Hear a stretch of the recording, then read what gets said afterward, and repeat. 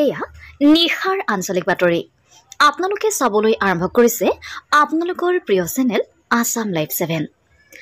আজি নিশাৰ প্ৰথম খবৰ বিশ্বনাথৰ পাভৈৰ চিকিৎসক ডাক্তৰ ৰঞ্জন গগৈৰ বদান্যতা। দুখীয়া দৰিদ্ৰ নিঃস্বজনক চিকিৎসা সেৱাৰ সহায়ৰ হাত আগবঢ়াই বিনামূলীয়া চিকিৎসা শিবিৰৰ আয়োজন কৰিছে।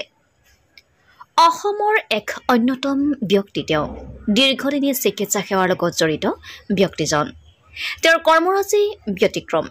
যি সময়ত চিকিৎসক বুলি ক'লে দিন দৰিদ্ৰ লোকসকলৰ মাত সৰি পৰে, টকাৰ অবিহনে চিকিৎসা নহয়, যি সময়ত মানুহে ব্যয়বহুল চিকিৎসা কৰি মাটি বাৰী বিক্ৰী কৰি সৰ্বশান্ত হৈ পৰে, কিন্তু তেনে সময়তে আজিও জীয়াই ৰাখিছে মানৱতা।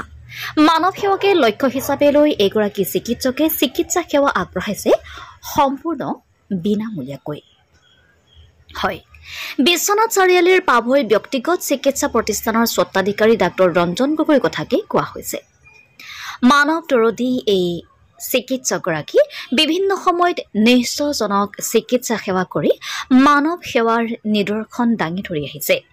কোভিডৰ সময়ত 10 টকীয়া চিকিৎসক হিচাপে চৰ্চিত হোৱা চিকিৎসকজনে বিশ্বনাথ জিলাৰ বিভিন্ন ভিতৰুৱা অঞ্চলসমূহত বিনামূলীয়া চিকিৎসা সেৱা অব্যাহত ৰাখিছে। স্পষ্ট দৃষ্টি উজ্জ্বল ভৱিষ্যত এই বাক্যশাৰীকে সাৰোগত কৰি ভিজন স্প্ৰিং নামৰ বেচৰকাৰী সংস্থাৰ সহযোগত অসম অৰুণাচল সীমান্তৱৰ্তীৰ চেলাইখাটি গাঁও পঞ্চায়তৰ অন্তৰ্গত লক্ষীপুৰত আয়োজন কৰিছে বিনামূলীয়া চকু চিকিৎসা শিবিৰ। চকু চিকিৎসা কৰাৰ লগতে সুলভ মূল্যত বিতৰণ কৰিছে উন্নতমানৰ বিশিষ্ট চশমা। আজি নিশাৰ দ্বিতীয়টো খবৰ কলিয়াবৰৰ মিছাত কৰুণ ঘটনা। বিদ্যুৎস্পৃষ্ট হৈ কৰুণ মৃত্যু এজন শিক্ষকৰ। মৃত্যু হোৱা শিক্ষকজনৰ নাম ৰাধেশ্যাম চৌহান। ইনভাৰ্টাৰ বেটাৰীৰ ওপৰত মৃত অৱস্থাত উদ্ধাৰ হৈছে লোকজন। স্থানীয় লোকে মৃত অৱস্থাত উদ্ধাৰ কৰে শিক্ষকজনক। ৰাধেশ্যাম চৌহানৰ ঘৰ মৰিগাঁৱৰ 5 আলিত। কলিয়াবৰৰ মিছাত নতুনকৈ গৃহ নিৰ্মাণৰ কাম আৰম্ভ কৰিছিল। সামগুৰি এখন বিদ্যালয়ত শিক্ষকতা কৰি আছিল ৰাধেশ্যাম চৌহানে। ঘটনাস্থলীত মিছাৰক্ষী উপস্থিত হৈ চলাইছে তদন্ত।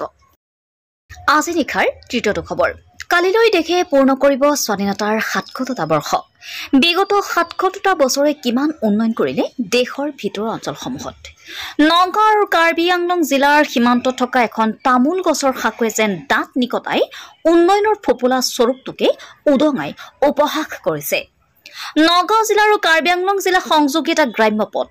কলিয়াবৰ মহকুমাৰ বামুণী শাকমুঠি আৰু কাৰ্বি আংলঙৰ চুচেন ধেন্টা সংসদীয় পৰিষদৰ অন্তৰ্গত দংপং অঞ্চল সংযোগী পথটোৰ ওপৰত আছে এটি পকী কালভাৰ্ট। নগাঁও আৰু কাৰ্বি আংলং জিলাৰ সীমাৰে পাৰ হৈ যোৱা পাহাৰীয়া খৰস্ৰোতা দংপং নামৰ জুৰিটোৰ ওপৰত প্ৰায় 2 দশকৰ পূৰ্বে নিৰ্মাণ কৰা হৈছিল কালভাৰ্টটো। 2 বছৰ পূৰ্বে পানী ঢলে ছিঙি পেলাই কালভাৰ্টটোৰ সংযোগী পথৰ এক অংশ চৰকাৰ তথা কাৰ্বি স্বায়ত্ত পৰিষদে চিগা অংশ মেৰামতি কৰি নিদিয়াত বাৰিষাৰ ৰঙা মাটিৰ পিছল পথ আৰু তামোলৰ শাকুৰ ওপৰেৰে বিপদসংকুলভাৱে যাতায়াত কৰিবলৈ বাধ্য হৈছে 2 জিলাৰ সীমান্তৰ অঞ্চলৰ ৰাইজ। ছাত্ৰ ছাত্ৰীয়ে বাগিচাত কাম কৰিবলৈ যোৱা শ্ৰমিকৰ লগতে দংপং জুৰি শতাধিক লোকে পথছোৱাৰ দুৰৱস্থাৰ বাবে যথেষ্ট অসুবিধাৰ সন্মুখীন হৈছে।